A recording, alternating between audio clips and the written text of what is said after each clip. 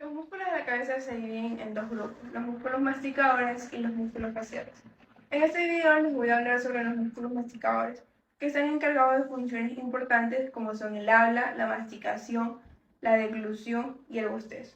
Me presento, mi nombre es María Daniela Muñoz Intriago, actualmente cursando la cátedra de Anatomía Sistemática del primer semestre de la Facultad de Medicina, de la Universidad Laica Eloy Alfaro de Manabí, la misma que es impartida por la doctora Amelia Arteaga. Además, les he traído unas correlaciones clínicas muy interesantes para la comprensión del estudio de estos músculos. Que pase la siguiente paciente, por favor. Hola, doctora. Buenas tardes. Dígame, ¿cómo se llama? Erika Aguilar, Erika. Erika, ¿cuántos años tienes? 21. 21 años. Y dime, Erika, ¿cuál es su motivo de la consulta? Lo que pasa, doctora, es que llevo como 3 días que me duele mucho la cabeza. Y aparte, tengo un dolor en esta parte de arriba del oído. Y es como que se me irradia hacia los dientes y por las manos. La verdad que hay momentos en los que estoy trabajando y tengo que dejar el trabajo porque no puedo hacerlo. Y por eso quiero que se me ayude con eso. Para poder comprender mucho mejor esta correlación clínica, les explicaré el siguiente músculo. El músculo temporal. El músculo temporal es un músculo ancho, aplanado, que tiene forma casi triangular y que se va a alojar en la fosa temporal. Este músculo se origina en la línea temporal inferior y en la fascia temporal, en toda la extensión de la fosa temporal. Se va a dirigir hacia abajo y hacia adelante y pasa por el tercio medio de la cara interna del arco cigomático. Además, este músculo temporal también se va a originar a través de la cresta infratemporal. Su inserción va a ser en la apófisis coronoide por medio de un tendón. La fascia temporal. La fascia es un estuche que hace el tejido conectivo a los músculos. La fascia temporal se inserta en la línea temporal superior y termina a la altura del arco cigomático. Cerca de este arco se va a bifurcar en una hoja anterior y en una hoja posterior, que va a terminar en el arco cigomático. El espacio comprendido entre la hoja anterior y la hoja posterior, vamos a ver que existe un panículo de tejido adiposo por donde va a discurrir la arteria temporal profunda. Este músculo va a estar irrigado por dos arterias. En un plano profundo vamos a encontrar a la arteria temporal profunda anterior y posterior, y también por ramas de la arteria temporal superficial. La inervación de este músculo va a ser a través de 3 ramas del nervio mandibular, que son el nervio temporal profundo anterior y posterior, el nervio temporal medio y la rama temporobucal.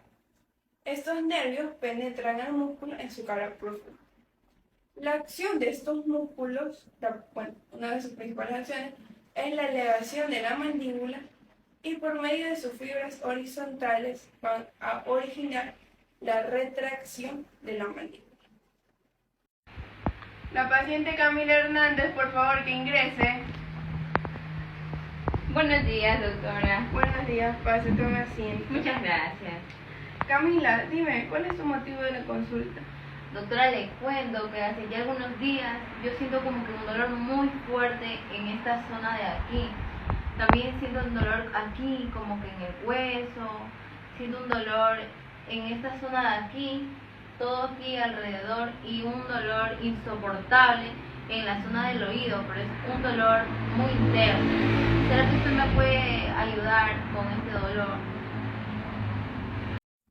Para poder entender mucho mejor esta correlación clínica, les voy a explicar el siguiente músculo.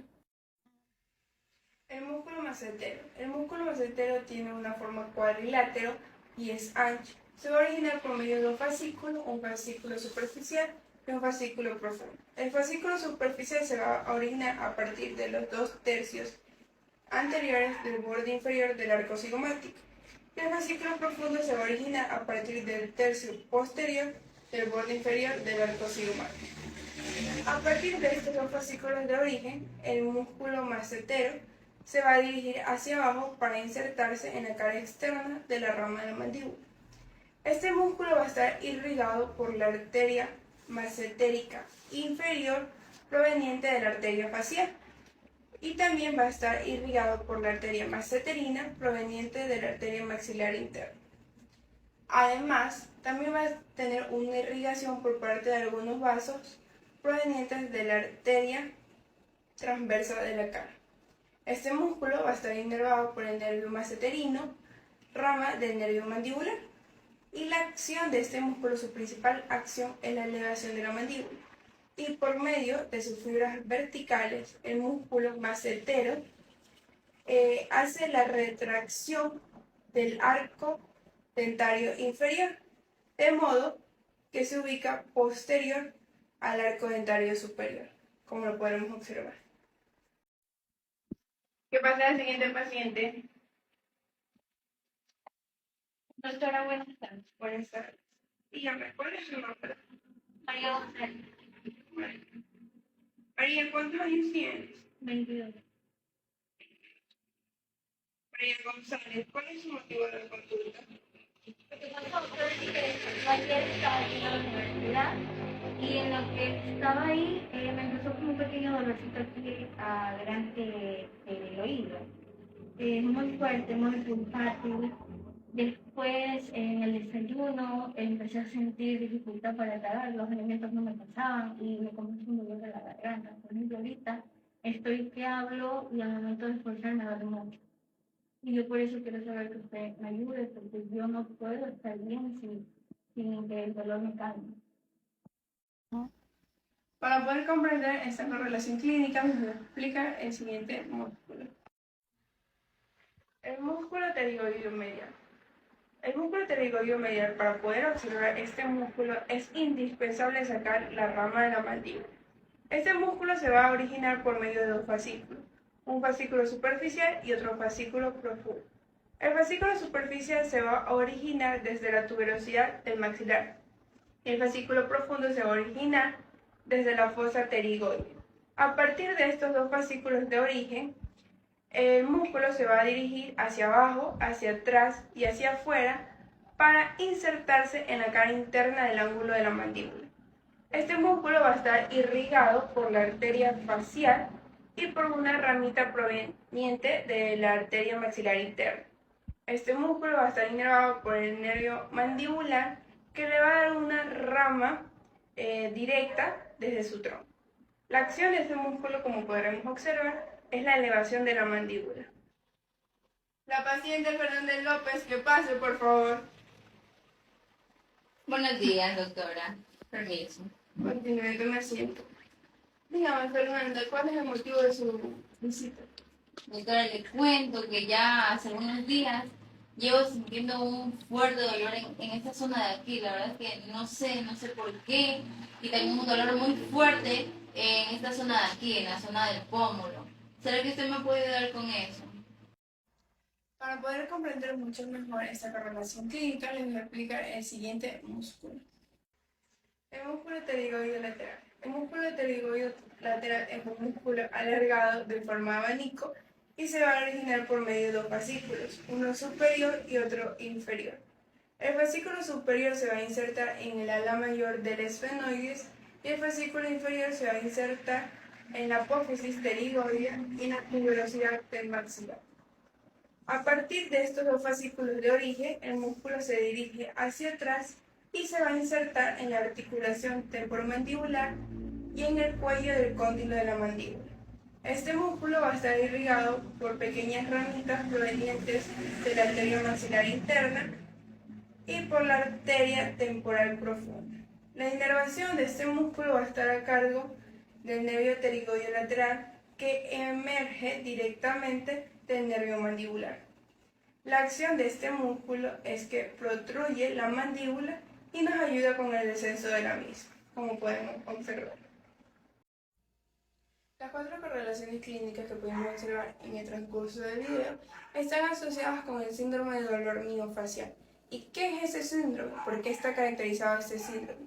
Este síndrome está caracterizado por puntos hiperirritables localizados en los músculos esqueléticos, llamados o conocidos puntos gatillos. Los puntos gatillos son producidos como un resultado de un sobreuso en el músculo. Generalmente esto ocurre, como pudimos observar, en los músculos masticadores. Los puntos gatillos están constituidos por nudos de contracción, donde las fibras musculares se contraen y no se pueden relajar. El síndrome de dolor miofacial en el músculo temporal, como pudimos observar, presenta dolor de cabeza y dolor de muelas desde los dientes superiores. En el músculo macetero presenta dolor en las mejillas, en la mandíbula, en las cejas, alrededor de la articulación ATM y en el interior del oído. En el músculo teclorigoide medial, este se presenta en la región de la articulación ATM, anterior al oído, e interno a la boca, externo a la boca y sobre el cuello. Como pudimos observar en la correlación clínica, este también se presenta como un dolor en la garganta y dificulta el momento de deglutir. Y por último, en el músculo pterigoideo lateral, este síndrome se presenta como un dolor delante del oído y un dolor en el hueso maxilar.